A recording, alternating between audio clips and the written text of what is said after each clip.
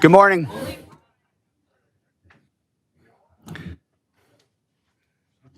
At 9:00 a.m., I call the May 21, 2026 South Carolina Department of Transportation Committee meeting to order.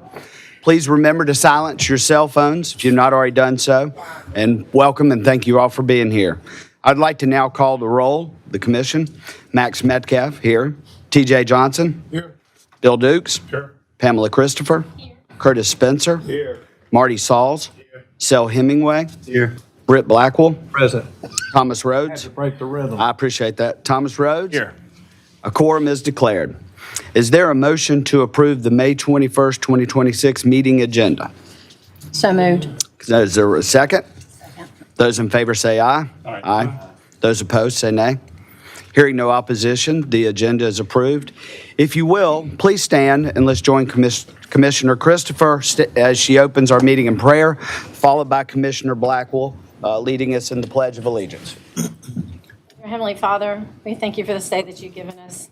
And we thank you for this group. We thank you for SCDOT and the state, that we live in such a wonderful state. Dear Lord, we just pray that you continue to lay your hand upon our workers daily that are out on the roads. And dear Lord, that you continue to bring them home safely.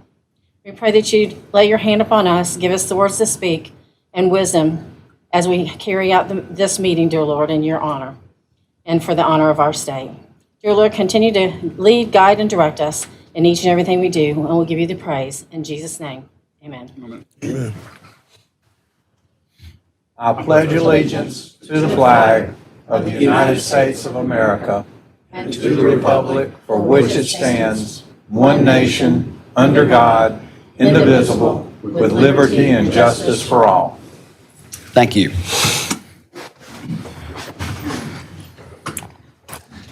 Continuing with our agenda, we would review the approval of minutes and actions. Item 6.1 is the approval of the March 26 commission meeting minutes and actions. Item 6.1 is before us. Is there a motion to approve the March 26 commission meeting minutes and actions? Motion. Is there a second? Second. Those in favor say aye. Aye.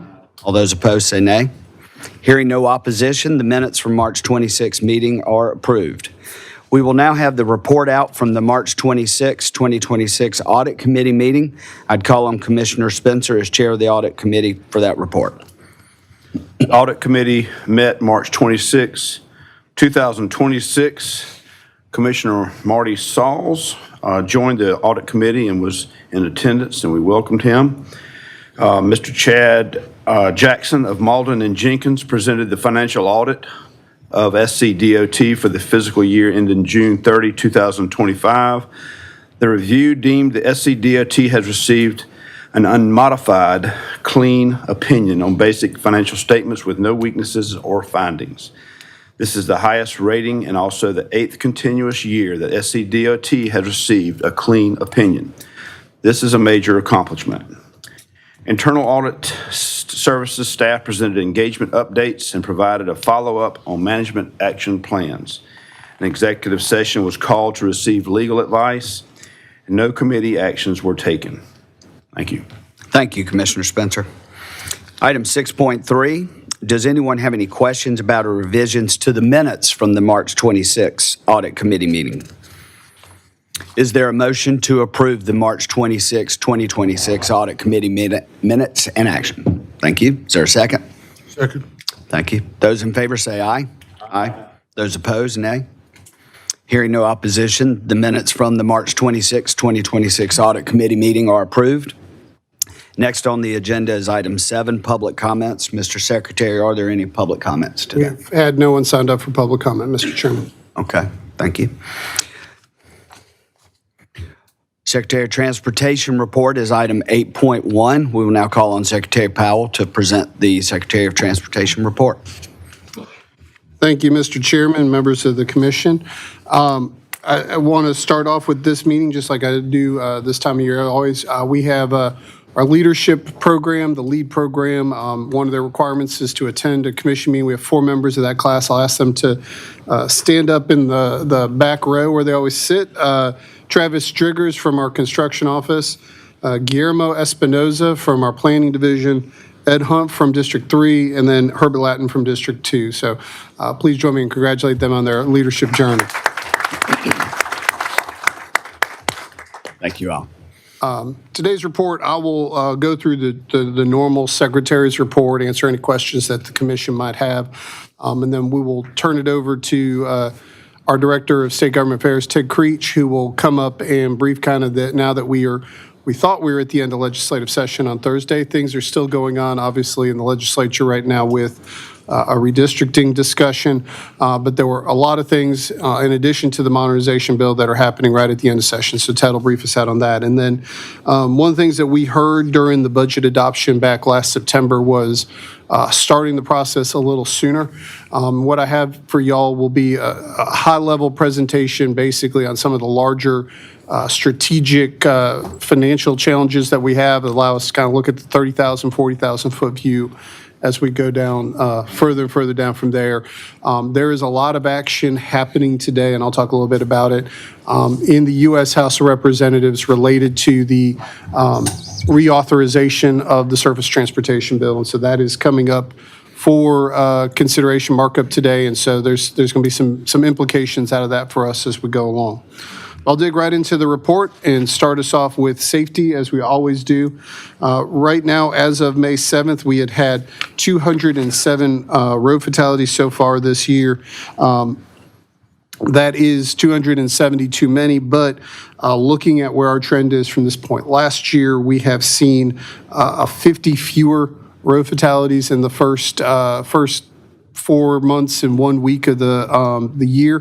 To that point, there were 320 last year, so we were down 15% last year. If you recall, last year was our lowest year in about 10 years, so a positive trend. Again, I think a combination of better driver behavior and technology, improving condition of our roadways through our safety projects and paving projects, and then continued target enforcement by our law enforcement partners. On our more vulnerable road users, the bike ped and moped users, we are down from this point. Last year, we were at 66. This year, we are at 64 in total, or down 2 or 3%. We've seen 4 fewer pedestrian fatalities and 2 fewer moped deaths. However, we have seen 4 more bicycle deaths than this year. And we'll continue our efforts. As y'all recall, last month, y'all approved an update to the safety list that works on projects like these that target these particular users of the roadway network. Our construction program is at $6.2 billion. What we've seen is a leveling out in our construction program from some of the one-time dollars that we've received over the years. Later in the meeting, you will be asked to approve a STIP entry for the next phase of I-26 being put on the agenda there. In addition, you will be asked to do the pavement list today. Deputy Secretary Perry is going to talk about that. That will be approximately $700 million worth of paving projects that we will put out. Those lettings start in September, so as you see later in the year, you'll see those that number likely tick up as we go along. In terms of our program, again, very close to where we are focused in terms of our priorities in the 10-year plan. Interstate capacity payments, you've seen our bridge number continue to go up as we've gotten the Lake Marion project underway, as we've gotten the one-time dollars that we've gotten the past 2 fiscal years from the General Assembly put into that program, increasing that investment there. But you can kind of see very, very consistent with the investment levels that you've set out for us to spend on and build our programs with. In terms of our on-time, on-budget, the on-time part is roughly the same number as it was last month. Last month, it was at 19%. This month, it's at 20%. Do want to obviously see that on-budget number is a big number. Obviously, we have tended to be in the plus or minus 2% range most times when we present this to the commission. Obviously, there is a much higher value on this at 7.93%. I want to explain what that is. So this is based on when projects close out, and we just closed out the I-85 project in Spartanburg and Cherokee counties. So obviously, a project that this commission knows about has been challenging for us. So we've had maybe not this commission, but we've had numerous briefings when we've had large change orders and claims and global settlements that we have done. And so that is a reflection of that. Just to kind of put in context, the original bid was at $400 million or so. The final value was at $600 million. There were three major global settlements that were briefed and presented through the change orders part of the presentation to the commission, as well as an executive session. So when those occurred back in 21, 22, 23 timeframes. But again, largely driven by utility delays that we were having on that project, railroad delays that we had with CSX on that. And then if y'all recall, there was chutes, traffic control operations that were there to split traffic into two lanes with the barrier wall in between. Due to some concerns out of that, we changed the approach of the project to having two open travel lanes, make that last section asphalt instead of concrete. That had a cost because we were changing things with the contractor. But what I would say is we've learned a lot of lessons from the I-85 project, and we put those into effect with most of our design-build projects today of trying to clear a lot of those risks out of the way, utilities, right-of-way. And I would say design-build projects today are much closer tracking to their budget with fewer and fewer claims or change orders that come up as a result. In terms of our change orders, we had approximately $10 million in change orders in excess of $250,000. And I'll kind of walk through them each individually here. First one, we have a bridge. We did a bridge bundle. These are all bridges in the Union County area. We actually got a federal grant to support this project, but it's several bridges in there. When we do a design build project, the final plans are not complete when we make a contract award. We're usually based off of 30% plans. The contractor has to take the plans to the final design and then build the project. In this scenario, it's obviously you don't know exactly where the water lines are going to be as a result. So we end up with any contract with those utility relocations, add them on as a change order at the end there. So that is what these two are on. This next one are based on field conditions. You'll see the majority of them, 4 of the 5 here, are paving projects. Obviously, we make our paving list usually this time each year. The paving contracts then get let over the course of the year, and then the contractor has 2 paving seasons to do that. Obviously, there are changing conditions with active roadways that see things happen, as well as you might mill up the pavement and something that our testing ahead of time and our coring ahead of time did not identify, and those are kind of the situation here. On the other category here, and I want to focus, I think, first on this I-95 one, 0 to 8 in Jasper County. So this is the contract that we just executed last summer to widen I-95 at the Georgia border. So it is the single largest DOT contract we've ever signed.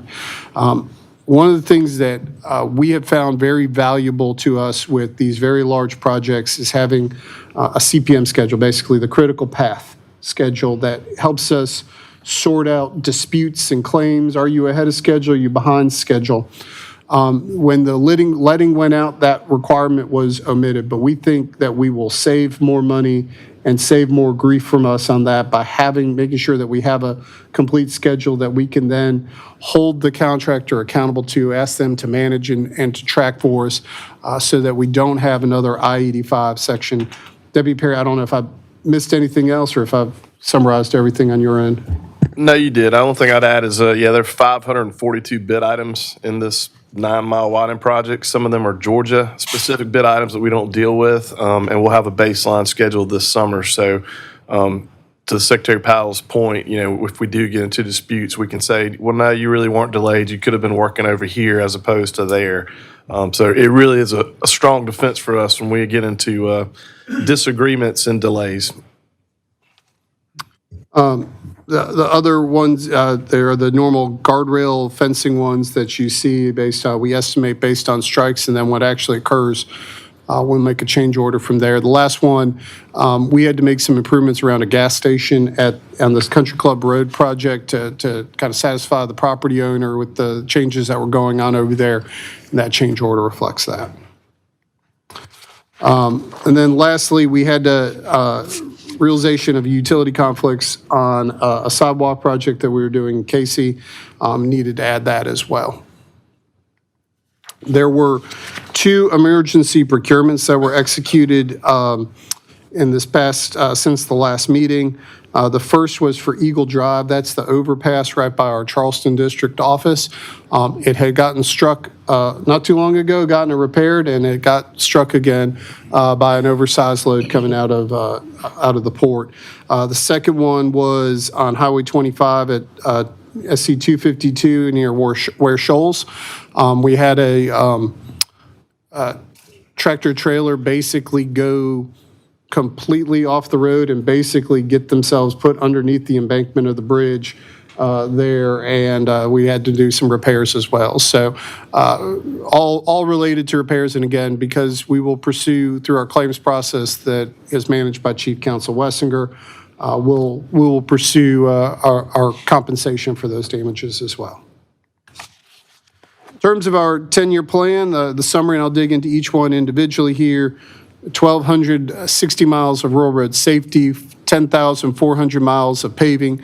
Deputy Secretary Perry in a few minutes is going to present to you an additional 700 miles of that to go onto our list on our off-interstate system, as well as the plan for interstate work in the coming year, 480 bridges and 128 miles of interstates. We continue to work towards our 1,300-mile goal on the rural road safety program. Since the last meeting, we have gotten 19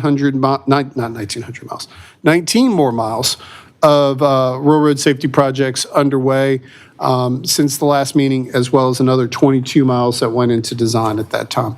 Again, we're continuing to see good reductions in our fatal and serious injury crash numbers. We'll update that as we kind of hit the next year point of kind of what the impacts are of those corridors.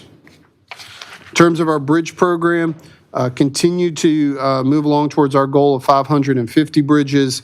One of the things that we have done, we have kind of looked at our list for there, and I think right now, and Ted will highlight a little bit about it, there's money in the budget for bridges. There's a little bit of dispute between what the value in the Senate version of the budget and what the House number is, but still likely another slug of money similar to what we've seen over the past few years.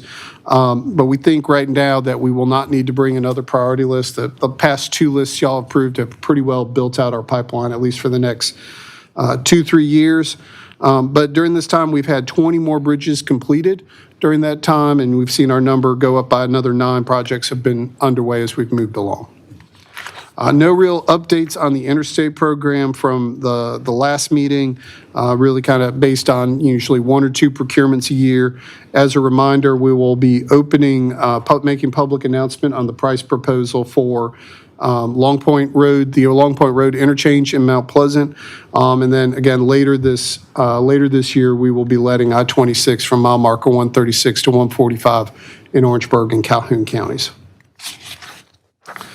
Our new gas tax trust fund, you see $4.7 billion has been received since passage of Act 40 in 2017. $5.5 billion of it have been allocated towards road projects, which you've seen, though, we have already paid out $4.2 billion worth of road work over the past 8.5-9 years. But any cash balance that we have is still well committed. You see a good chunk of our emergency expenses have been in there that we're waiting for reimbursement on that make up that delta. As statutorily required, these are the properties that were surplus since the last meeting. You can see most of them are local government transactions that we provided them free. The other ones were usually small portions of right-of-way that was sold at market value. Then lastly, just 2 things that have occurred or will be occurring. Deputy Secretary Quattlebaum and her team led a MPO and COG workshop a few weeks ago at the Girl Scout Center here in downtown Columbia, brought all of them together. One of the things that was really focused was implementation of Commission Policy 3 that y'all adopted last December to bring them in, talk about the 4 major priority areas that we're trying to get them to target, programming their projects in a fiscally constrained way. There was also some discussion about some federally required training that went on as well. This afternoon, we will be cutting the ribbon on the Old Vaucluse Road Bridge. That overpass, if y'all recall, last Father's Day weekend was incinerated by a tanker truck that had been in a wreck underneath that bridge. Huge fireball that happened from that.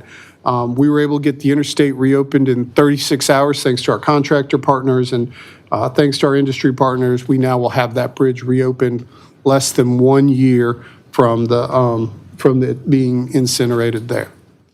That, Mr. Chairman, I'm happy to answer any other questions that the commission might have. Good. Thank you, Mr. Secretary. If it's okay with everybody, I do have a couple questions, so I'll lead off while others are thinking about that.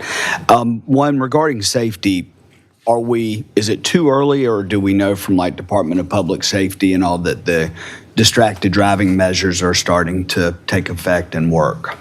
I think that's probably part of it, and I'll ask Rob to chime in as well what they're seeing, but I would say that that's been a thing that we're seeing a nationwide trend of that going on, so we're not in isolation. I would say the continued enforcement and staffing at the Highway Patrol is making a difference. The projects we have done on kind of based data-driven projects we've done, railroad safety, those projects, I would also argue that more and more vehicles have a lot more safety features that beep and chime at you when you are getting out of your lane, and I think that's helping as well. I don't know, Rob, anything from your perspective? No, we could pull the crash data. I know Highway Patrol, they put out a press release that you probably all saw of how many tickets they wrote during the work-in period, the warning period, and how many they've written since. The tough thing is on the crash reports, the TR-310s, they have to be able to prove, and a lot of times folks won't say if they were on their phone or not, so they either have to tell the police officer, or the police officer will check their phone to see that it was active during the crash or when he pulled them over. So that's always been a tough one for us to get a really good number on. But no, our director of traffic's here. We can see if we can't get you something on that. Be good. Thank you. Last question was regarding guardrails, and I know we do have change orders with that throughout the year. How do the actuals end up compared to the budget with the guardrail program each year? Because that's based on what happens every hour. Yeah. And we had to make some adjustments to our budget a few years ago because of the strikes were going on, but there was also just the raw material inputs. So, I mean, you're talking steel, our prices went up. So we can take a look a little bit more at that, but I would say it's always a guess of when somebody hits something that you're trying to make that off, we try to base it off of data. But it is based on what may happen and what kind of trouble the driver gets himself into. Got it. Vice Chairman, you had a question? Yes, I did. You had touched on I-85. Yes, sir. And that significant change order that we went through. I remember that vividly. And I want to jump forward regarding the lessons learned from that experience. How does that affect, and will that affect, the work and the accomplishments and the timeline for Malfunction Junction? I have heard, and staff has indicated that Malfunction Junction, the reason that we had to break up that project into phases was because of some significant utility issues that are associated with where the major interchange is going to be, and that's the city of Columbia. What have we done? What is being done? And you and I had a conversation one time about relationships with the city of Columbia to ensure that that project does not become another I-85, nor does it become another hardscrabble road. Okay, so what is happening and to move that forward? So that project, obviously we did learn lessons from I-85. I think when we were going through the last phase of the big turbine interchange project on there, one of the things we heard from both finalist teams when we would have discussions with them was concerns over utility risk. And I would say it's not just the city of Columbia going through there. It's pretty much everybody is going through that corridor. Major AT&T telecommunication line, major Dominion infrastructure. So there's more than just the city of Columbia. One of the things that we saw was that we needed to provide as clean and a defined a slate for the contractor that will actually build the turbine interchange by trying to resolve those utility conflicts early in the project. So what we're just started on Phase 3C, which is the bridge over the Saluda River on the Lexington side. We are about to kick off the procurement for Phase 3D, which is the 126 interchange there, right as you're coming in, right in your Colonial Life.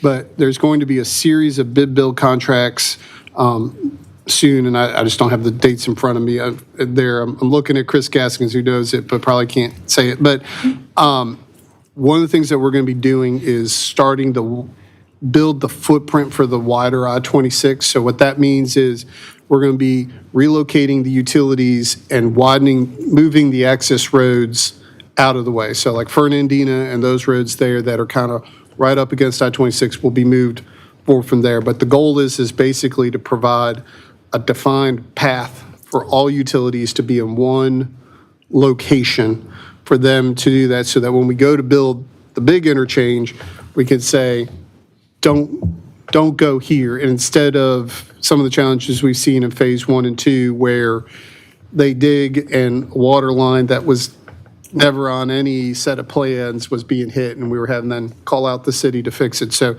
that should give us a lot more control and then control that risk going forward. So I guess that becomes my real question. What control do we have regarding utilities and holding utilities accountable so that all of the criticism is not thrown back to SCDOT, like Hardscrabble Road?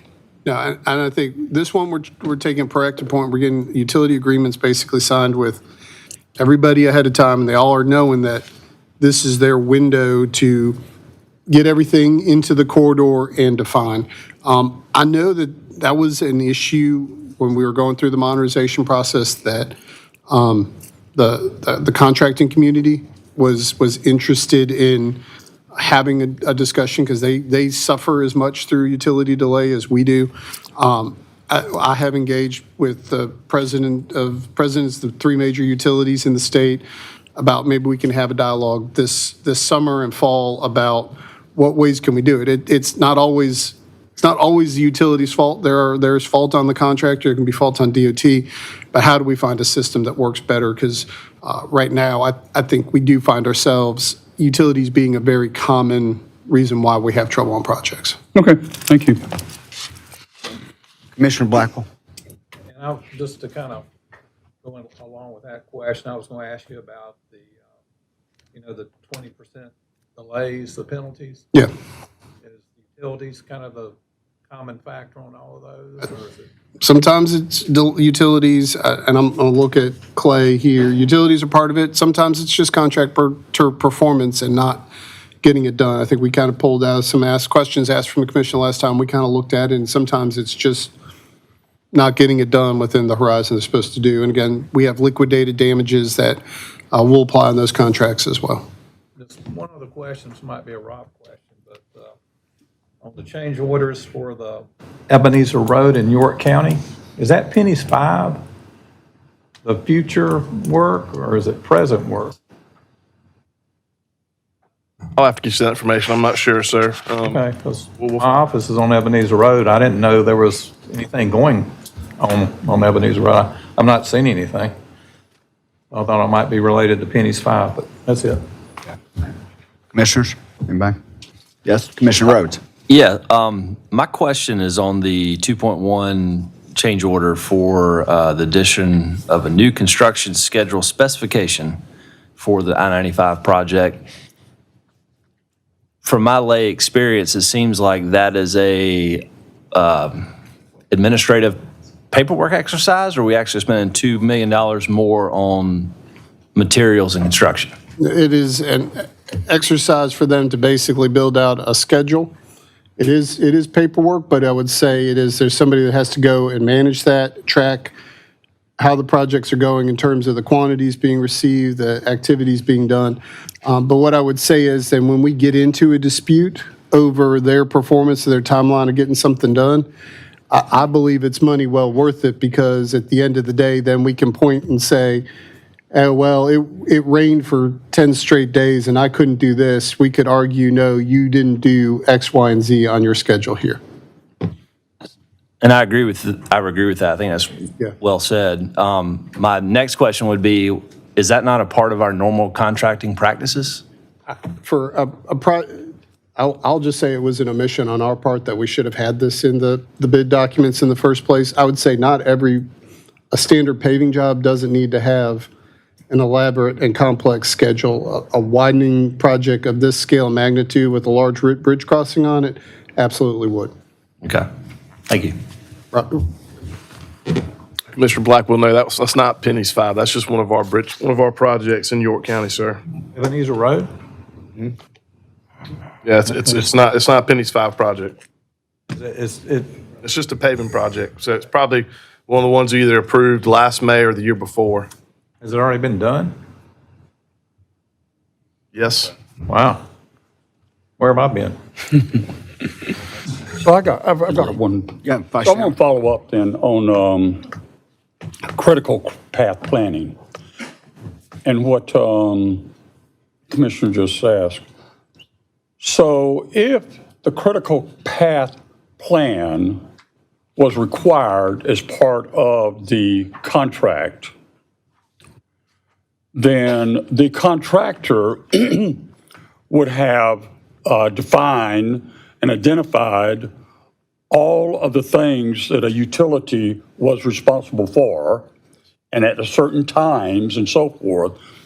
So it would then expose, okay, not only a contractor's failure, but it would expose who, very, very openly, who was creating, the delay. Well, And we don't have that right now, because every time I've asked the question, it's been like, well, we don't want to kind of throw them under the bus, because we've got to work with them in the future.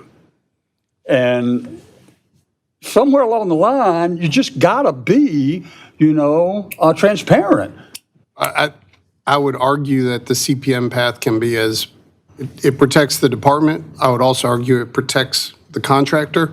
Again, if AT&T doesn't get out of the way in time, and AT&T said they'd be out of the way 3 months before, and they've waited for 3 months, and that's occurred, the Country Club Road project that is in that same issue, Hardscrabble Road. Hardscrabble, yeah. Sometimes we have that, and so then therefore we have to recognize and acknowledge that to the contractor that, hey, you didn't,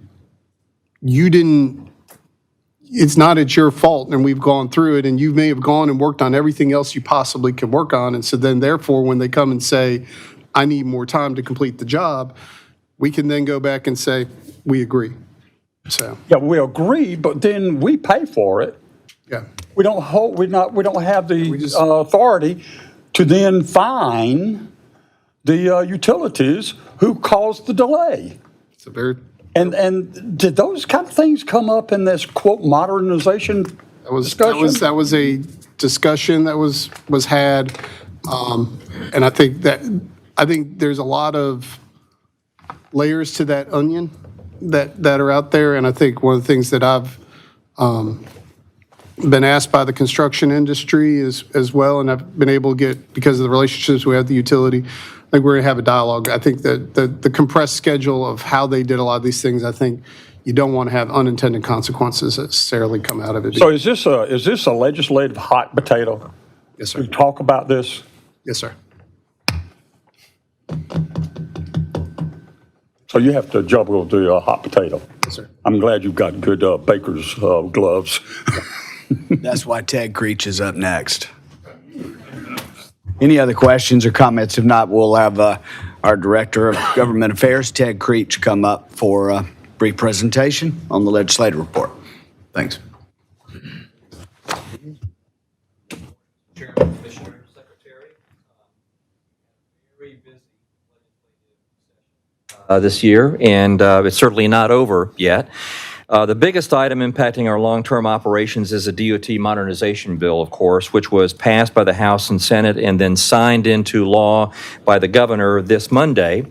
Very briefly, here are some of the major components of the bill.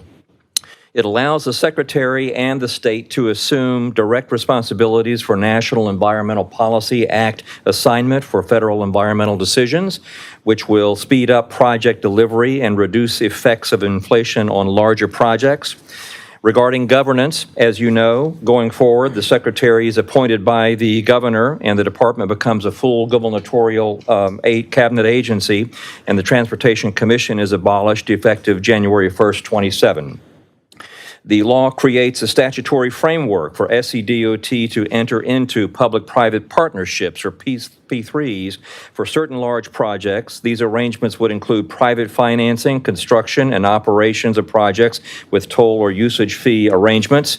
It also requires legislative joint bond review committee oversight of P3s. The bill provides for tolling and choice lanes authority, updating our toll statute in the state. It prevents tolling of existing highways unless allowed by federal law and sanctioned by legislative approval also. The law establishes a 180-day deadline for municipalities to provide us with their approval of projects that we would be doing within their boundaries, which can reduce potential delays of projects. It adds authority for newer phase design, build, and construction manager general contractor project delivery methods. And it extends the existing SCDOT exemption from the General State Procurement Code to include transportation planning, operations, and other improvements in the rights-of-way. The law clarifies the statutes governing county transportation committees and makes their proceedings more transparent. And it establishes a pothole mitigation program requiring us to establish an app or digital capability in addition to the current means we have for the public to report potholes and for potholes to be permanently repaired within 7 days, depending on several circumstances, including budget and weather. So this is a comprehensive new law designed to make the department more efficient and move projects through the pipeline faster. We also were very clear with legislators that this is not a silver bullet that solves everything. For example, the bill and the new law does not include any new or increased fees that could address growing traffic congestion or the growing adoption of electric vehicles. So beyond that, other big legislative item is the state budget for fiscal year 26-27, which has not been finalized yet. The state revenue forecasters just this week reported that nearly $600 million in additional revenue is available for the legislature to use in their budget preparations, which is good news. The House Senate Budget Conference Committee will be meeting in the coming days and weeks to come up with an agreement on the budget. Additional income taxes, income tax and other tax reductions, and expected teacher and state employee pay raises are among items that will take up a lot of the available state revenue for budgeting, but we are hopeful that the SCDOT will receive some additional support for our bridge program and perhaps our interstate and other programs as well. And finally, this is the last year of a 2-year legislative session. All bills that were introduced but did not become law are dead after this session, and legislators will have to start new next year. We tracked and monitored actively some 80 bills this year alone, and in addition to that, more than 40 road dedication resolutions were adopted by the legislature. A lot of other activities over there. Right now, the General Assembly is still in session. The Senate is getting ready to meet regarding redistricting.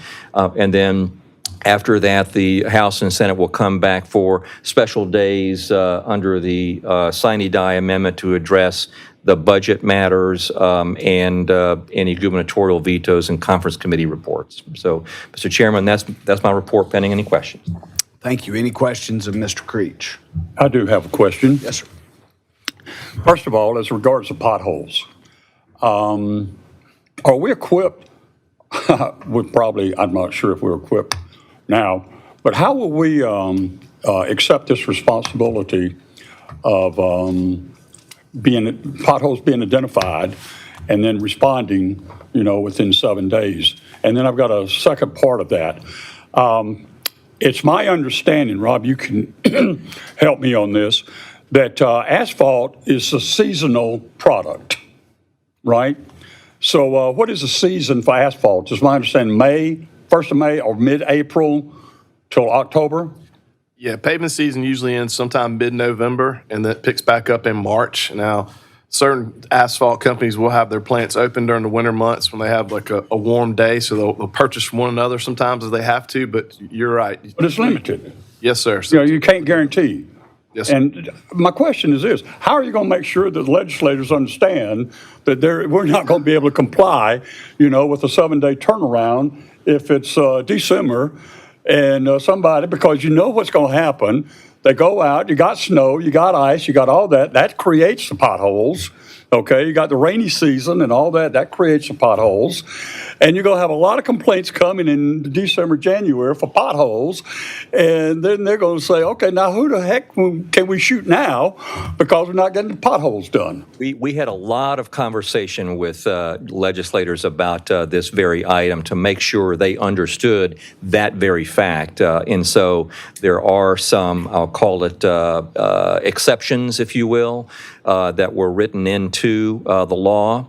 It's also very, very, very expensive to do permanent full-depth patching of potholes, so we can't realistically, from a budget point of view or operations point of view, do full-depth patching for every pothole that's reported. So that's actually, there's a $15 million that's set aside for that full-depth permanent patching. But weather and budget were items that we were very clear that were items that would impact this. So Did they understand?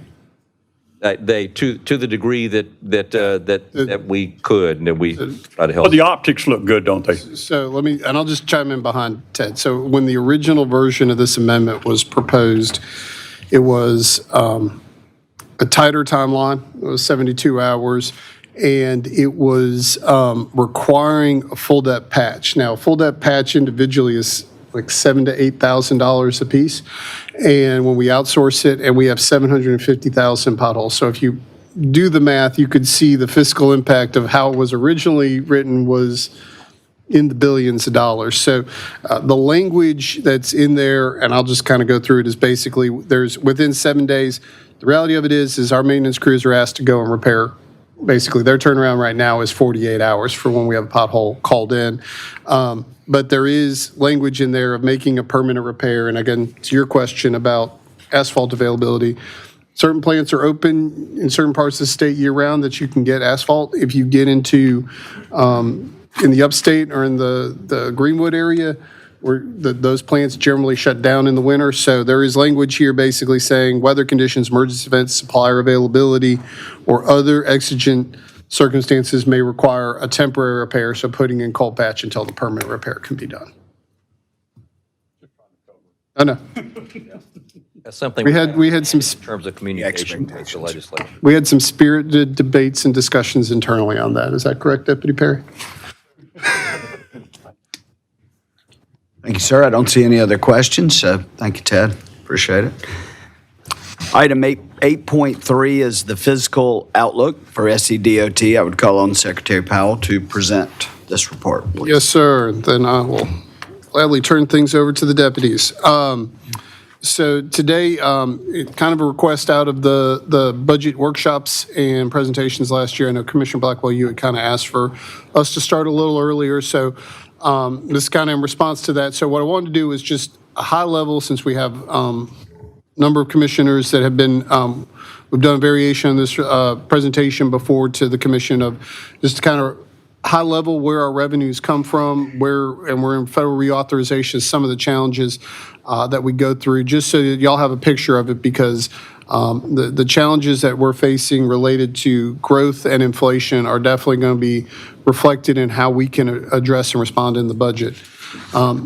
As we always kind of cover this, our budget, the budget we adopt every September and then turn over to the governor is really an outcome of a series of planning programs and documents that kind of lead into that one-year snapshot.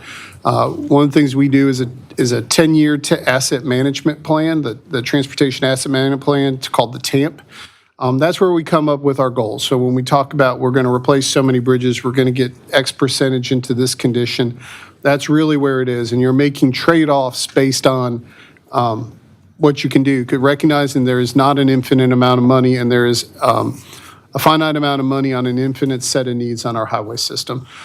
So that tries to make those trade-offs to target towards outcomes. That ultimately leads into the 10-year plan that y'all update and review every August and September, that basically sets the big lanes that we invest in, the $700 million in payments, the nearly $500 million on interstates.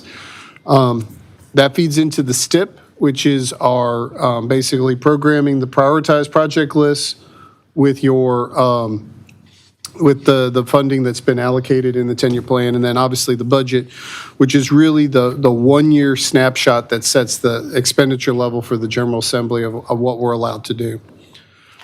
This will be the STIP for the 10-year plan for the current coming year that we all adopted last year. As you can clearly see, we are nearing the end of the original 10-year plan horizon. So that starts in July of this fiscal year. But you can see we've been pretty consistent. It came out of the 2017 roads bill and the gas tax increase. It had that increase in funding built into it. We saw a decent increase in our funding in year 4 in 21 and 22 when the Congress passed the Infrastructure Investment and Jobs Act. And then you can see over that time we've had ups and downs related to one-time funding, whether we've gotten a large federal grant or appropriations from the General Assembly. And then we come back to y'all and update our targets from there. So, we are about 40% federally funded and 60% state funded. So federal aid is about $1 billion per year. For us, it is reauthorized every 5 years. And the current law is the Infrastructure Investment and Jobs Act. It also went around as the bipartisan infrastructure law, depending on which party you were in on that. That bill expires on September 30th of this year. So there is a lot of action starting in Congress right now about extension of it. Federal funds require a state match, generally at the 20% ratio. There are a few projects that qualify at the 10% ratio. A good example of that is actually the Malfunction Junction project, which is viewed as a operational improvement and not a capacity improvement of that interchange. And so we are able to get a 90/10 reimbursement on that project.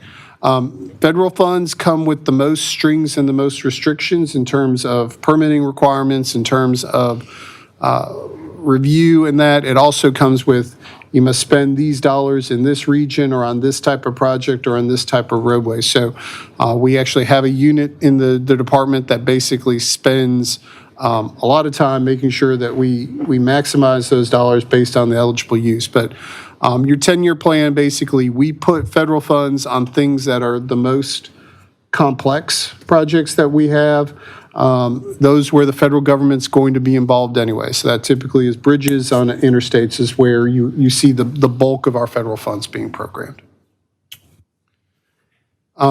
Really, over the past 40 years, we've seen a pretty significant evolution in how state funding happens at the department. So 1987 was the last time we had a gas tax before Act 40 in 2017.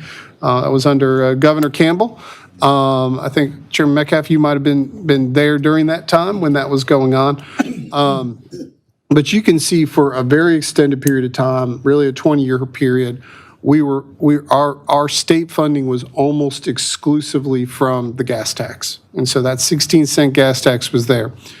In 2005 and 2013, there were Act 176 and Act 98 started putting in a little bit of registration money as well as a little bit of car sales tax money.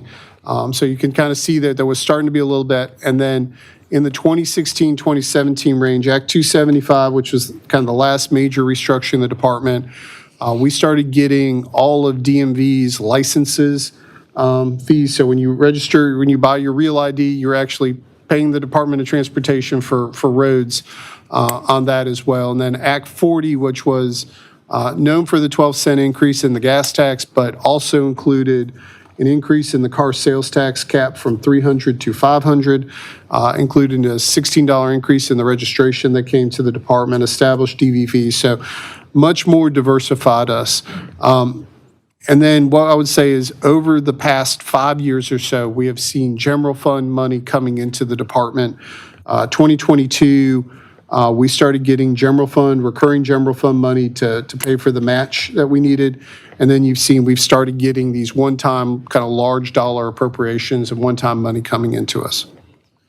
So what that ultimately leads to is that we are dependent on really 4 main streams of revenue for the department. The gas tax is our single largest source of revenue. So for DOT operations, it's just under $900 million, around $900 million. Total collection is over $1 billion, but recognize that part of that goes to CTCs and DNR for boat ramps and other DHEC for tank inspections. So there's kind of a distribution from there. Our next major source of revenue is the car sales tax. So that is when you purchase a vehicle, whether used or new, you're paying up to $500. Most people pay $500 based on the vehicles of now and do that. That's cyclical and depends on how the car industry is doing. So 2020, when the pandemic happened and there were a lot of car sales happening, we saw a good uptick. When car sales kind of tailed off the past few years, we've seen that kind of level back out to more normal ways.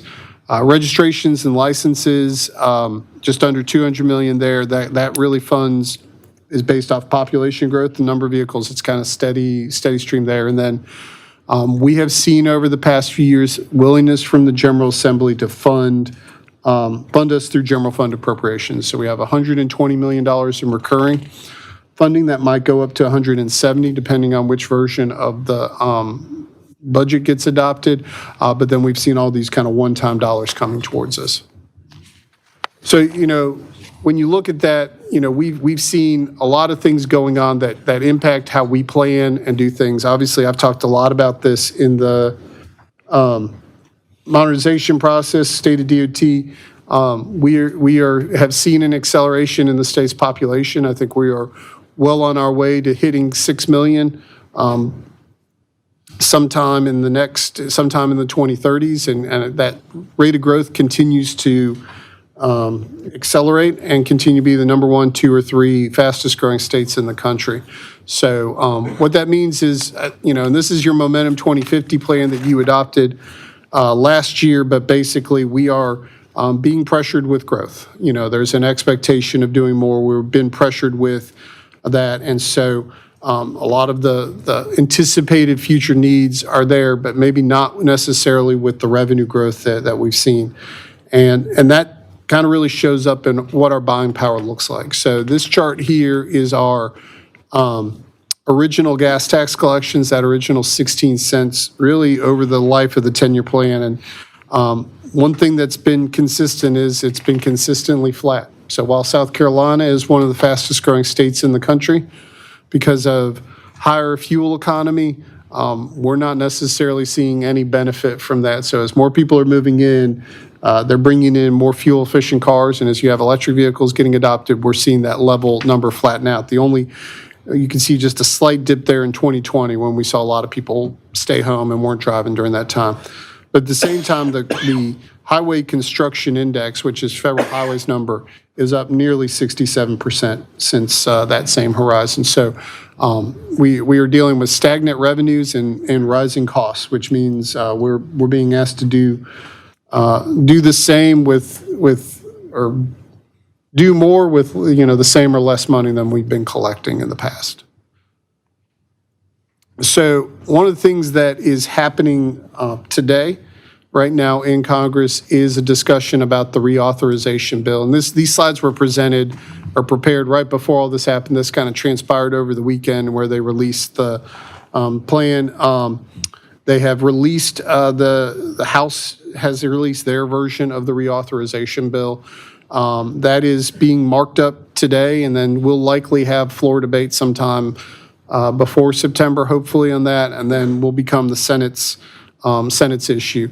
There's a good possibility this might not be resolved before the reauthorization expires in September. What that means is that we will likely have a continuation, a one-year extension, 6-month extension that we've seen in prior years while they work through it.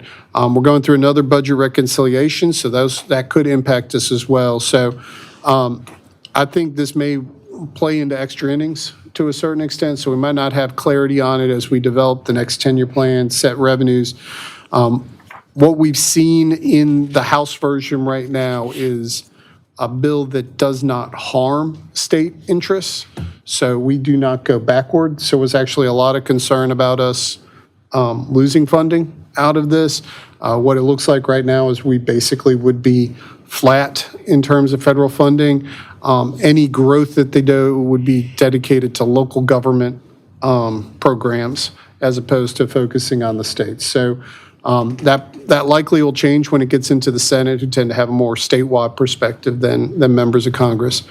One thing that we have been monitoring closely is there was a coalition of several local government associations, Council of Mayors, National Association of Counties, National League of Cities, the Association of MPOs had proposed a bill called the Basics Act, which would have required significant allocation of funding to local governments and to the MPOs and Council of Governments. Fortunately, we do more than a lot of other states on that front, but there were going to be potentially impacts to our dollars that could go for the interstate program, making us put bridge investments in areas where maybe we don't have as many bridge, it was going to require us to spread it across the state, where we all know that our bridge challenge is very heavily concentrated in the upstate because of one particular bridge design. There are elements of this bill in the House bill. It's not, this would have been bad for DOT, but what we will do is continue to monitor the reauthorization process and see where it leads us. And again, I think once the Senate gets in there, hopefully will be some additional thoughts in there, but something that will impact our decisions and how we approach setting up that next 10-year plan will be based on where this lands. Mr. Chairman, I'm happy. Any other questions? I'm looking, Commissioner Blackwell first, please. Mr. Secretary, I just want to thank you for providing this. This would have helped me a lot last year. And I'm still perplexed about the EV fees. It seemed like a no-brainer, indexing things that the legislative body should be taking the lead instead of lagging behind, but maybe some issues with COGS that could be help fine-tooth things for DOT, but thanks again for presenting this. Vice Chairman Dukes. So I had an opportunity to speak the other night in looking through some past data. 1 cent of the gas tax a while back could repave 111 miles. Today, that 1 cent only pays 87 miles. Is that correct? Something to that effect. So that's a pretty easy way to look at what we're saying right there. And I think, what you're being asked to consider next on the agenda is the paving program. And earlier in your tenure as a commissioner, we approved a paving program 1,000 miles. Because of pricing and the budget remaining the same, we're approving program recommending approval of a program of 700 miles this year. So it's translating into real dollar impacts on how we can deliver and hit the goals that we're trying to hit. So either I think I'll go ahead and make the comment now or ask the question now before I ask it to Rob. So how are we going to communicate that, in a way that everybody understands what the reality is here? It's not us not wanting to repave roads. It again comes down to the reality that we don't have the funds to repave roads. And we're not getting in the way of it. We could approve right now, 2,000 miles of road repaving, and then charge the secretary and his staff, with going and getting us, the money, to do that. Well, and you look at the petroleum prices right now, too. That cost starts factoring in there with repaving. for So that's it. Yeah, no, it's a good point. I wanted to bring up one thing. I see our friend Charles Cannon, who runs the Transportation Infrastructure Bank here. And when I look at the slide, has the timeline of the state, some of these major acts or different things. One thing I would assume, and you're showing the state funding, is that's exclusive of the SIB projects and revenue that was peeled off to go from certain sources. I can't remember from my time now if it's still like DNR fee or some DMV fees, DOT money that was also going to the SIB. Yeah. Those probably aren't captured in. That doesn't reflect here. The SIB gets, when it got established in the late 90s, early 2000s, they did get a portion of the DMV fees that weren't necessarily coming into the DOT budget. But they also got a 1 cent equivalent of the gas tax, but the majority of the funding for the State Infrastructure Bank comes from truck registration fees is kind of their Still the 2-year bread fee. and butter. Okay, good, thank you. Any other questions or comments? The first item in new business is item 9.1, the annual pavement improvement program. And we will now give the microphone, take it away from the secretary and turn it over to the Deputy Secretary Perry to present this item. And I think you have a number of 3 motions or so in this too. I do. Thank you, Chairman. And Commissioner Dukes, to your point, one of my predecessors used to say we've got a state with a ham sandwich budget, but a prime rib appetite. So something always resonated with me.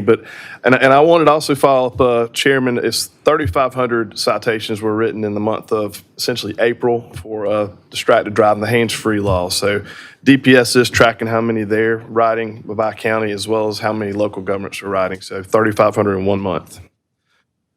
So I'm pleased to come before. This is my 3rd time presenting the pavement improvement program. This is the 2026-2027.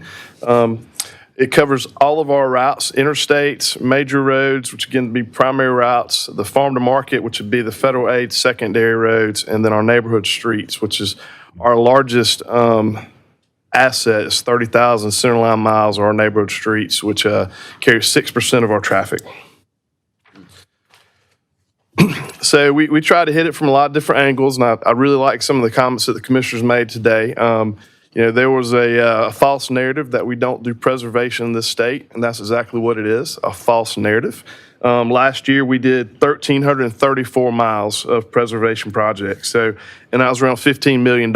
So what we're trying to do now, the roads that are in good condition that maybe we did the start of the 10-year plan that we know if we don't do something to them, like the crack ceiling that you see on this picture, that we could be back having to reconstruct the whole thing in another 10 years, and that's not what we want to do. Because one of the slides I'm going to show is going to show the price increases that the Secretary talked about, where we've gone from 1,000 to 1,100 miles in a approval by the Commission to around 700.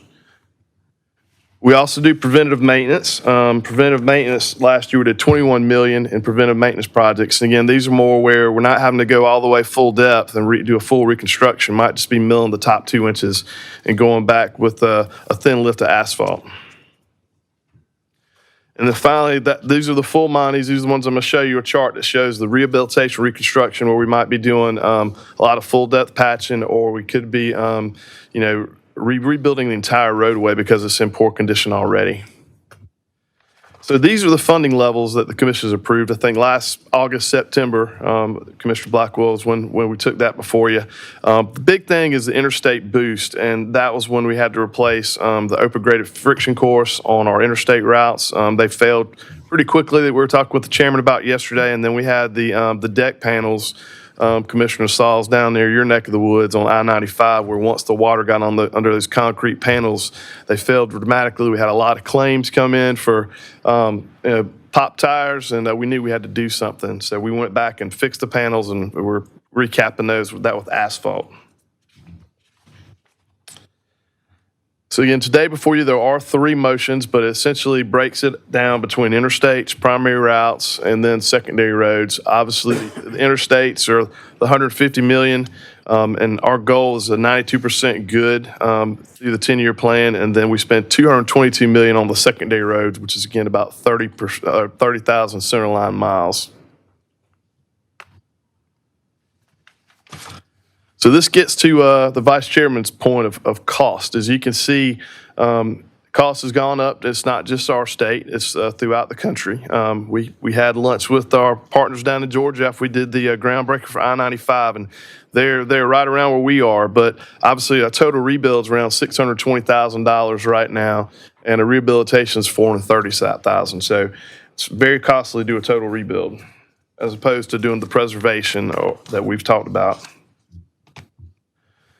So we've made a lot of improvement. And when the 10-year plan started, we were at 65% good for our interstates. Now we're 82% good, and really, 95% of it is good to fair. And this is the $150 million investment. Our primary routes, again, we've gone more than doubled it from 19% good to 44%. And again, our 10-year goal is 53. And then you get to our federal aid secondary. Again, we've increased from 19 to 33%. Our goal is 40%. And then finally, our non-federal aid secondary roads, which are 30,000 center line miles, we're kind of holding serve right there. As you can see, 13% good, which is right about where we were when we started the 10-year plan. But again, I always want to stress that this carries 6% of our daily traffic. So that's why we've been intentional to invest in interstates and primary routes that carry 77% of traffic in South Carolina.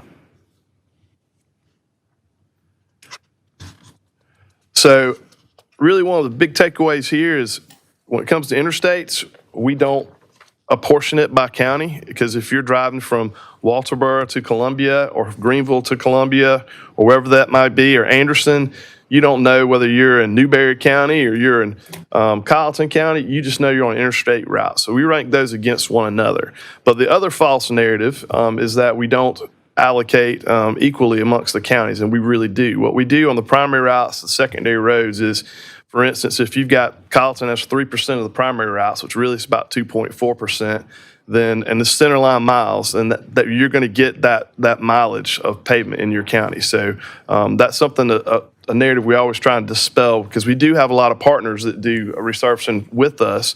I think Commissioner Rhodes, you asked about CTC projects. So since the 10-year plan started, CTCs have paved 1,700 miles of DOT roads, and by law they have to do 25% of their funds have to go to it, but with the modernization, I think it goes up to 33. Again, per state law, we have to have criteria to select our projects. So this is the criteria we use. We have engineering directives. We have 82 and 4 related to pavements. Obviously, the biggest one is going to be the pavement quality, what conditions it's in, and then the international roughness. But we also take into account traffic volumes, truck traffic. If there's a safety project that's coming along, if we can partner so we can stretch those dollars, like a road departure mitigation project or rural road safety. So this is the criteria we use in selecting projects. Here's the breakdown by county. As you can see, we've got quite a bit, $15 million in primary routes in Greenville, and again, I mentioned around $8 million in primary routes in Colleton County. So this was motion number 2, which covers your primary routes and secondary roads. As the Secretary said, 735 miles is included in this list, and you've got the list of projects by route type and by county in your agenda. And if you do approve the 3 motions today, as the Secretary said, we've worked with industry to kind of spread the lettings out. The first group will come out in September, then we'll do some in November, and then January and March. So we try and spread it out so the industry has time to react.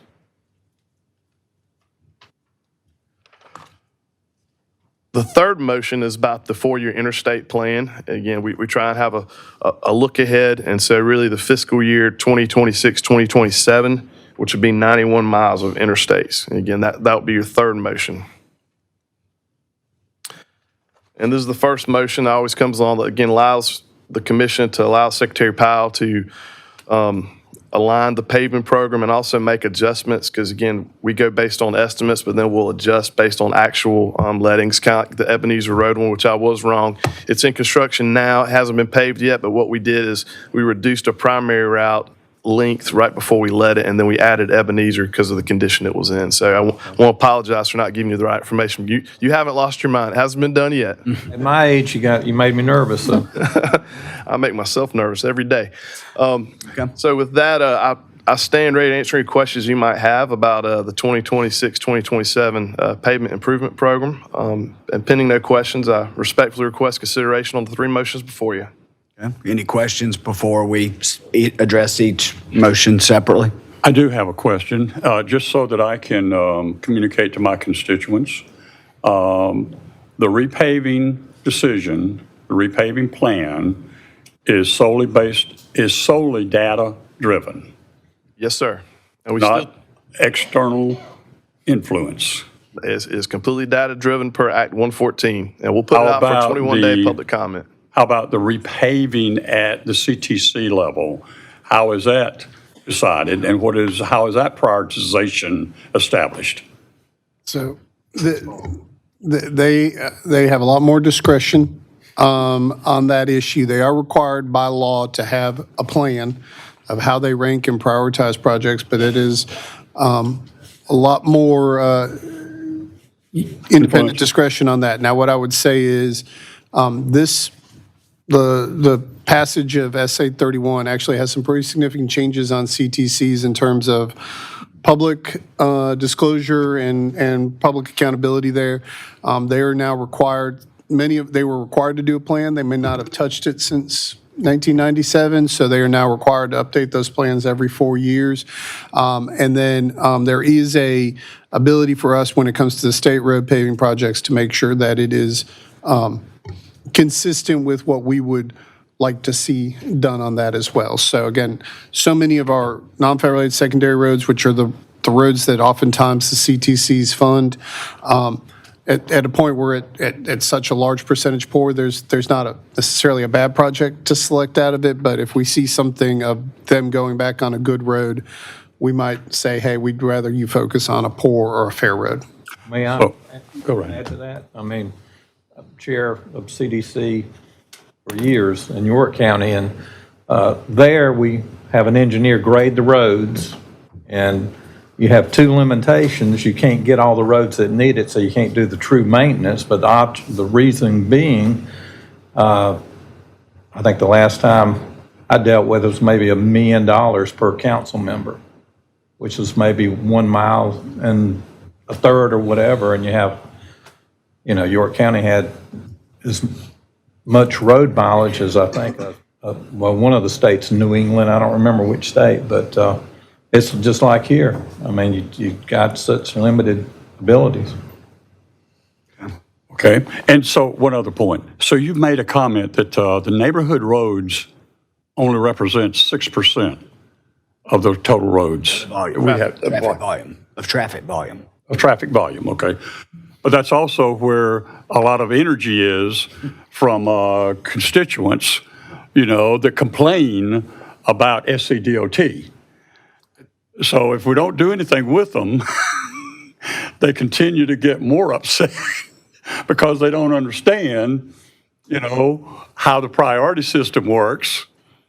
And so I'll just leave it at that. No, and to Commissioner Blackwell's point, we just filled 2 DA positions, and the first thing I asked both of them to do is to go meet with every CTC in their district to make sure they had that positive relationship, because we try to recommend, since 25% has to be spent on our system, that's going to go up to 33.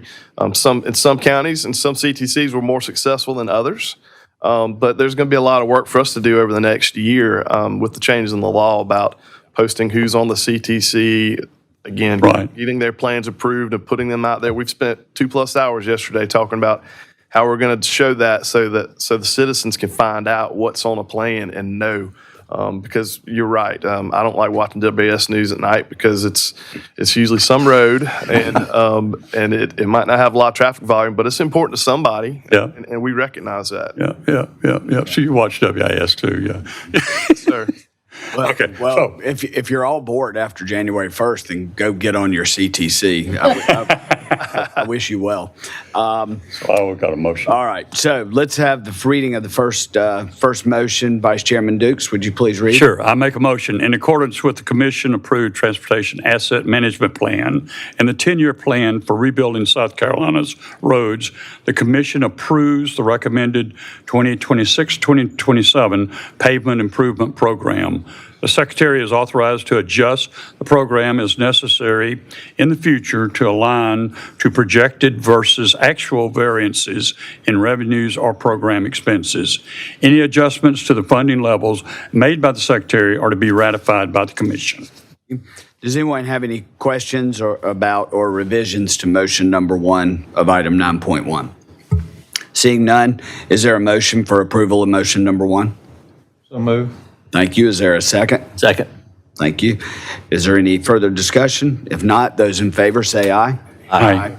Those opposed, nay. Hearing no opposition, motion number 1 is approved.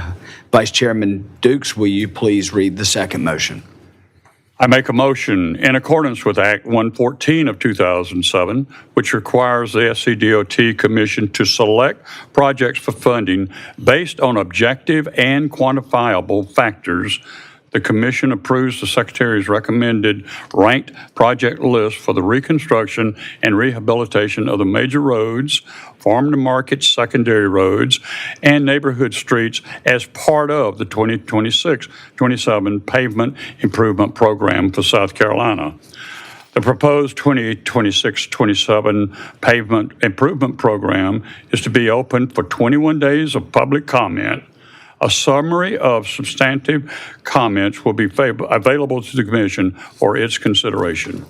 Does anyone have any questions about or revisions to motion number 2 of item 9.1? Seeing none, is there a motion for approval of motion number 2? So move. Thank you. Is there a second? Second. Thank you. Is there any discussion? If not, those in favor say aye. Aye. Those opposed say nay. Hearing no opposition, motion number 2 is approved. Vice Chairman Dukes, will you read the third motion, which is the last motion, please? I make a motion in accordance with Act 114 of 2007, which requires the SCDOT Commission to select projects for funding based on objective and quantifiable factors. The Commission approves the Secretary's recommended rehabilitation projects along with the preventive maintenance projects for the interstate system as part of the 4-year interstate pavement plan for South Carolina. The proposed 4-year interstate pavement plan is to be open for 21 days of public comment. A summary of substantive comments will be available to the Commission for its consideration. Thank you. Does anyone have any questions about or revisions to motion number 3 of item 9.1? Seeing none, is there a motion for approval of motion number 3? So moved. Thank you. Is there a second? Second. Thank you. Those in favor say aye. Aye. Those opposed say nay. Hearing no opposition, motion number 3 is approved. With the approval of these 3 motions for item 9.1, the 2026-2027 pavement improvement is approved. Thank you. Item 9.2, ratification of extensions. Deputy Secretary Perry, you will now present this item for new business. Thank you, Chairman. So since your last meeting in March, we've had 3 extensions that have come through totaling around $4 million. Kind of want to highlight 2 of them. One was we replaced the friction course on the ramp that connects I-77 to I-26. It had a friction course already on it, again, as a safety feature, and it was just time for that one to be replaced. So that's the first one. That's the $214,000. And then the third one, the $3.7 million. Many of you probably remember last July, we had to close a bridge up in Pickens because we had a oversized concrete truck decide to drive over SC-133 Crow Creek, and not too long after that, we had a critical finding on another bridge in the area that we had to close. And so what we were able to do, we were able to add it to a design-build package. The Secretary declared an emergency because it was a high-volume route, even though it was a secondary road. And again, Director Gaskins and his office quickly added it to a design-build bridge package, and it will be finished by the end of this year. So that's the big one. That's the 3.7. So pending any questions, I respectfully request ratification of the 3 extensions. Does anyone have any questions about or revisions to item 9.2, ratification of extensions? Is there a motion to approve item 9.2, ratification of extensions? So moved. Thank you. Is there a second? Second. Is there any discussion? Nope. Those in favor say aye. Aye. Those opposed say nay. All right, hearing no opposition, item 9.2, ratification of extensions is approved. Thank you, Secretary. Deputy Secretary Perry. Now we will have item 9.3, 21-day public comment. Deputy Secretary Quattlebaum will present this item. Thank you. Hi, good morning. Morning. In section 9.3, we're requesting approval to initiate a 21-day public comment period and to amend the 2024 to 2033 statewide transportation improvement program for the following project. As mentioned before, we are asking approval to add $400 million in National Highway Performance Funds for the construction phase of work for the I-26 Corridor Improvement Project. That project extends from exit 136 to exit 145. The commission previously approved the PE and right-of-way phases of work, and so we've been working on the development of that project, and now the project's ready to advance to construction in the fall of this year. Did you have any questions? Any questions about or revisions to item 9.3? Okay. Is there a motion to approve item 9.3 on the 21-day public period? So moved. Thank you. Second, anyone? Second. Thank you. Is there any discussion? Those in favor say aye. Aye. Those nay. Hearing no opposition, item 9.3 is 21-day public comment period is approved. Now, Deputy Secretary Quattlebaum, will you take over item 9.5, which is the revision of the 2024 to 2033 STIP? We are requesting approval for the revision of the STIP to include 4 items and the removal of 1 item. The item to be removed is $10,109,073 in Reconnecting Communities and Neighborhoods grant for the construction phase of work for the Dave Lau pedestrian bridge in York County. The federal government defunded this program before the project could be advanced, but the community is actively seeking additional funding to advance that project. The inclusion items are as follows. The first one is the existing US 278 and SC 170 corridor improvements project, also known as the Triangle Project, in the LATS MPO region will be split into 2 projects. The first project that's being added is $58,402,000 in local funds and $12 million in regional mobility funds for the PE right-of-way and construction phases of work for the Argent Boulevard corridor improvements, which extends from SC 170 to US 78 in Jasper County. This is a Jasper County sales tax project where the MPO is contributing funds towards the construction phase of work, so it's a collaborative effort there. The remaining portion of the existing project is then reduced to SC 170 from Argent to US 278 and US 278 to 170 and Argent Boulevard corridor improvements, with $4 million being allocated towards the PE phase of work. The second item is $7,255,000 in local funds and $500,000 in regional mobility funds for the PE right-of-way and construction phases of work for the Royal Road and Farmington Road / Treeland Drive intersection improvements in the Chats MPO region. This one also is a sales tax program for Berkeley County, where the MPO is contributing funding towards the construction phase of work.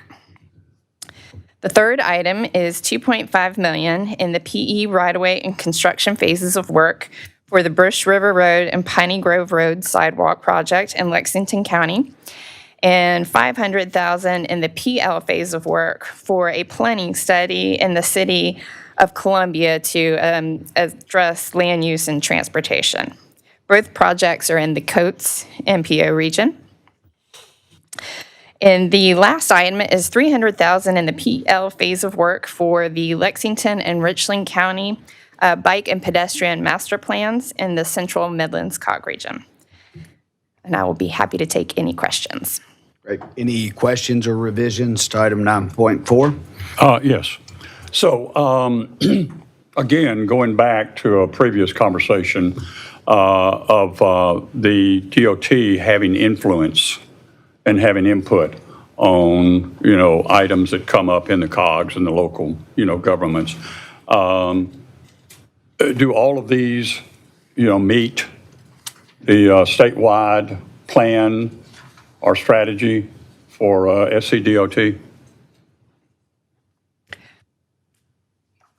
Want me to- Go ahead. Yeah. Well, each region has plans that they have developed, and they have all of the districts within their region that collaborate in developing those plans.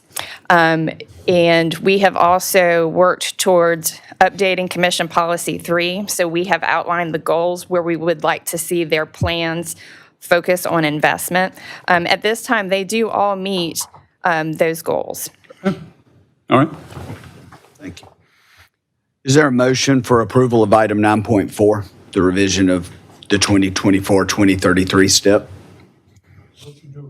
Is there a second? Second. Thanks. Any further discussion? If not, those in favor say aye. Aye. Those opposed say nay. Hearing no opposition, item 9.4, revision of the STIP for 2024-2033 is approved. Thank you, Deputy Secretary Quattlebaum. The next item of new business is 9.5, 21-day public comment period for transit-related matters. And Deputy Secretary Necker, you will present this item, please. Yes, good morning. Morning. The first item, I request Commission approval to initiate the 21-day public comment period for our rural and small urban projects under the Enhanced Mobility for Seniors and Individuals with Disabilities Program. We issued a call for projects in 2020, February of this year, and the following agencies have been approved for various types of projects. So the first list is for people who are going to get expansion vehicles, so new vehicles in their fleet. Allendale County COA, Babcock Center, Bamberg County COA, the Burton Center, Calhoun County DSMB, Clarendon County DSMB, Dorchester County DSMB, Fairfield County DSMB, Florence County DSMB, Horry County DSMB, Lee County DSMB, Pickens County DSMB, Senior Solutions, and York County DSMB was approved for 2 vehicles.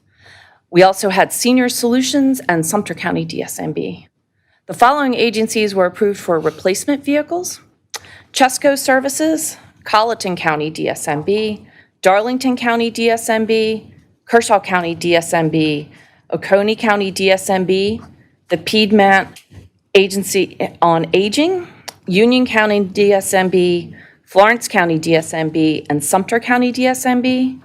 We had some agencies that were approved for what we call mobility management, and that was BCD COG, Lee County DSMP, Low Country RTA, Neighbor to Neighbor of South Carolina, and the Waccamaw COG.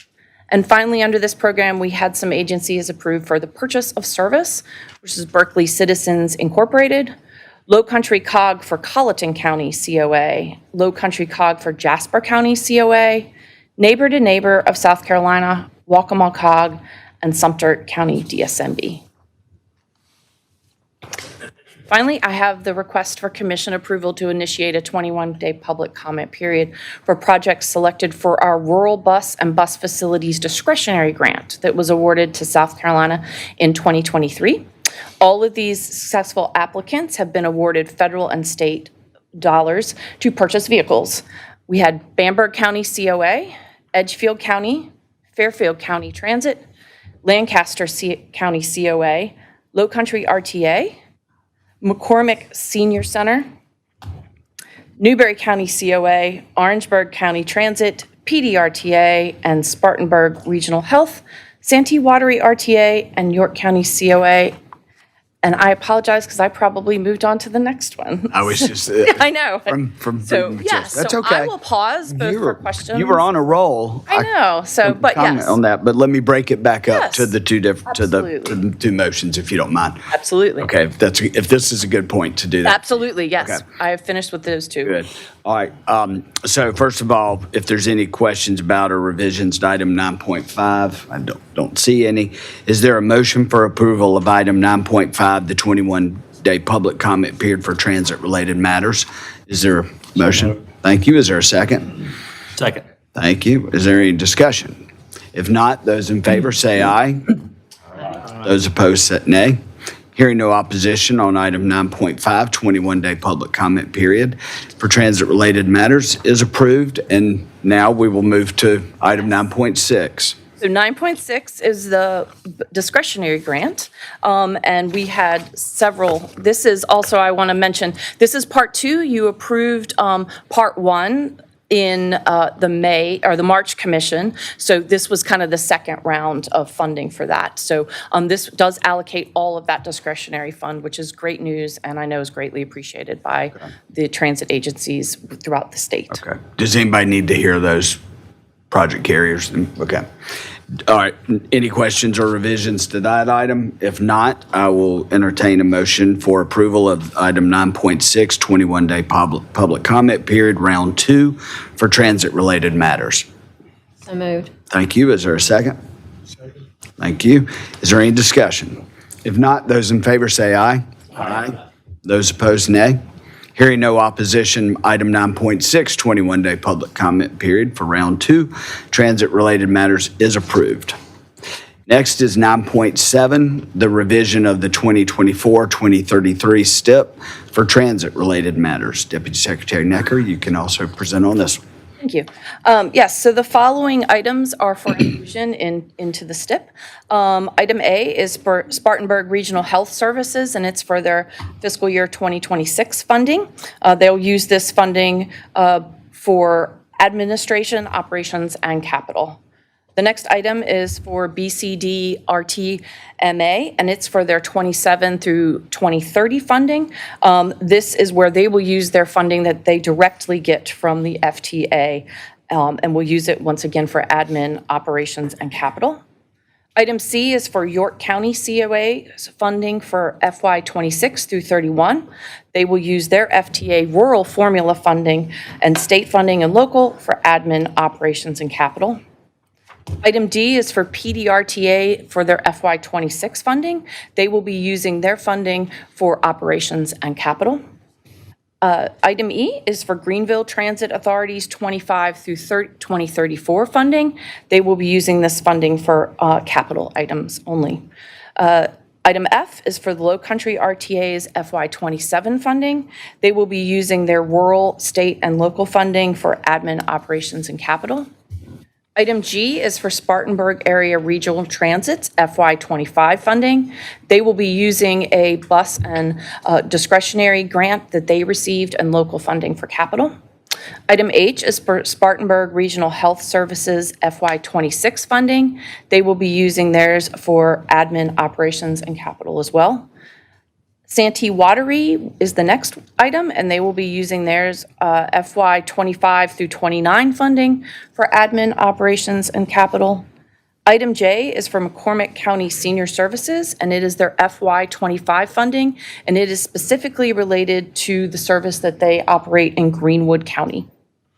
Item K is the Waccamaw Regional Transportation Authority's FY 25 funding. They also received a discretionary grant directly from the FTA, and they will be using their funding for capital. Did take any questions? Does anyone have any questions or revisions to item 9.7? If not, I'll entertain a motion for approval of item 9.7, revision to that. Thank you. Is there a second? Second. Thank you. Any discussion? If not, those in favor say aye. Aye. All right, those opposed, nay. Hearing no opposition, item 9.7, revision to the 2024-2033 STIP for transit-related matters is approved, and thank you, Deputy Secretary Necker. 9.8 is the next item. This is changes to the state highway system and will be presented by Deputy Secretary McCotry. Good morning. Morning. Item 9.8, changes to the state highway system. We request commission approval of the additions, deletions, and revisions to the state highway system as shown on the attached pages, and the authority to convey the right-of-way to the appropriate entity.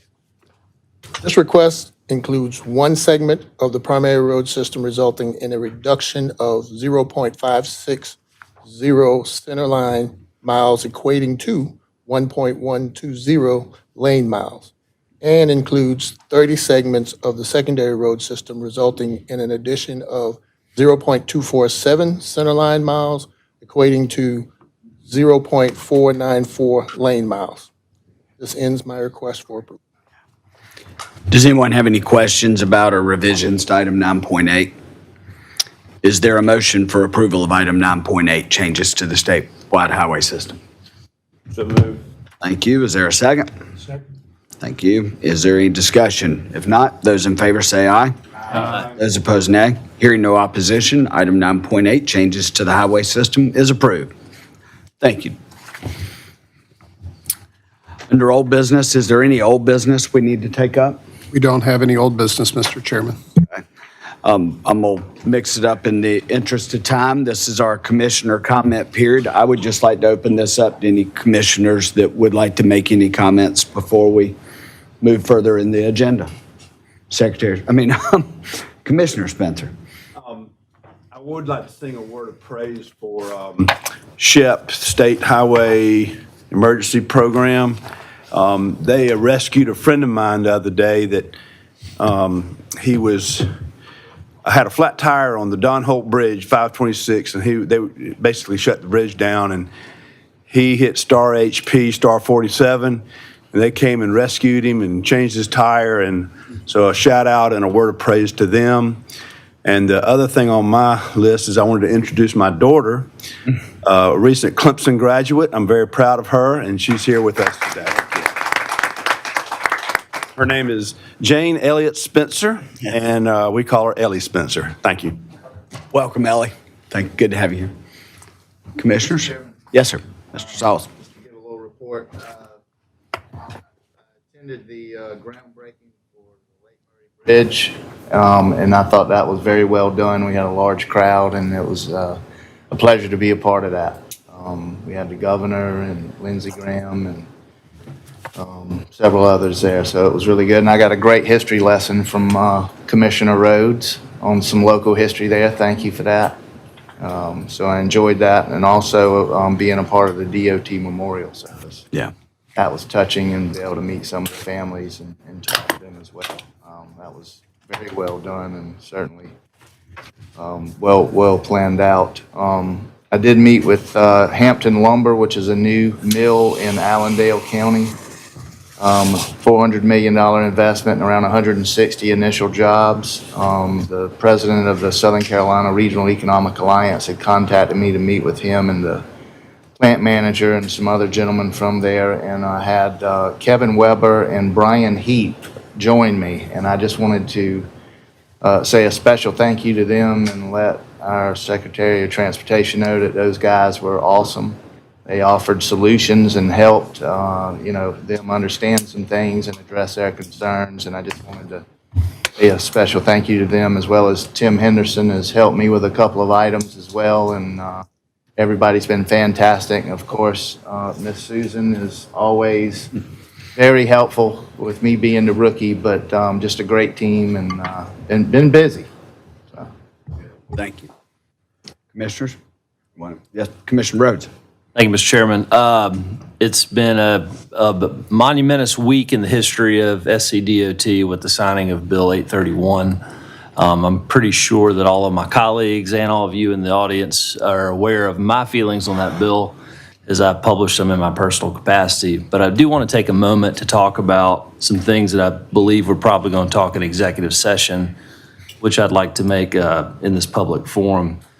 You know, the citizens of South Carolina, which we all are, deserve a world-class road and highway and transportation system. And this bill allows us to take another step in that direction. I think it's a fantastic opportunity for the state, but also for this agency to really refocus on how we deliver solutions for our neighbors.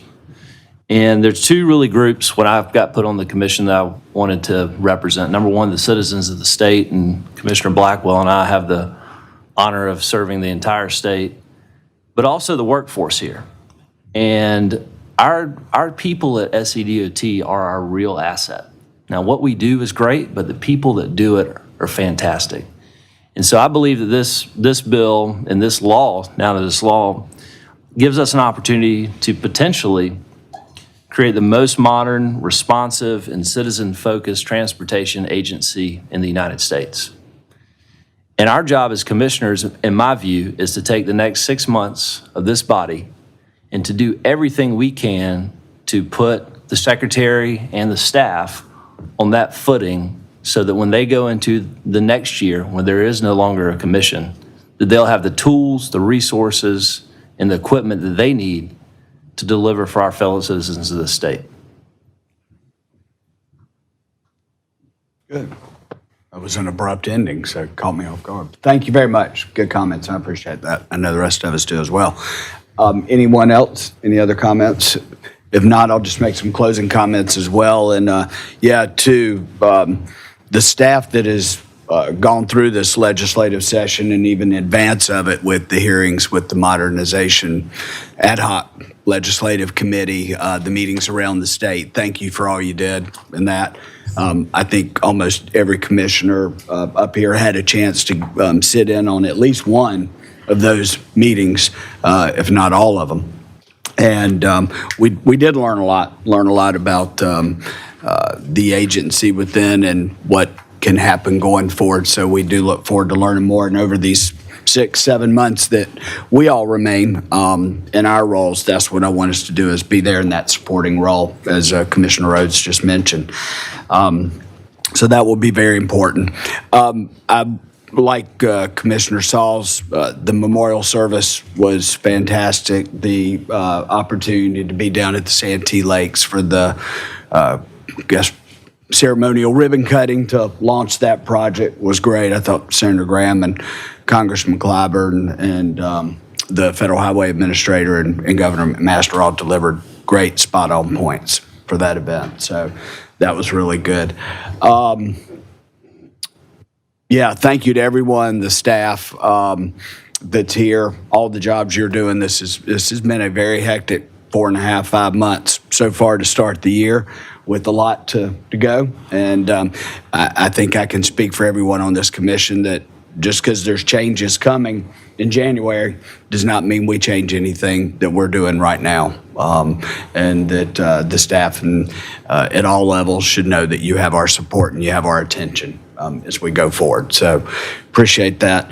If no other comments right now, then I would like to ask that we have an item discussed during an executive session. It will be held pursuant to South Carolina Code 30-4-70A2 to receive legal advice related to attorney-client privilege regarding SC Bill 831. Is there a motion to go into executive session? So moved. Is there a second? Second. Any discussion? None. Those in favor say aye. Aye. Those opposed, nay. Nay. Okay. Hearing no opposition, the commission will, hearing one vote, 8 to 1, the commission will now go into executive session for item 12.1. I would ask that all SCDOT commissioners and the following personnel stay in the auditorium: Secretary Powell and Chief Counsel Barbara Wessinger. All other personnel should step outside of the room. Thank you. Ellen.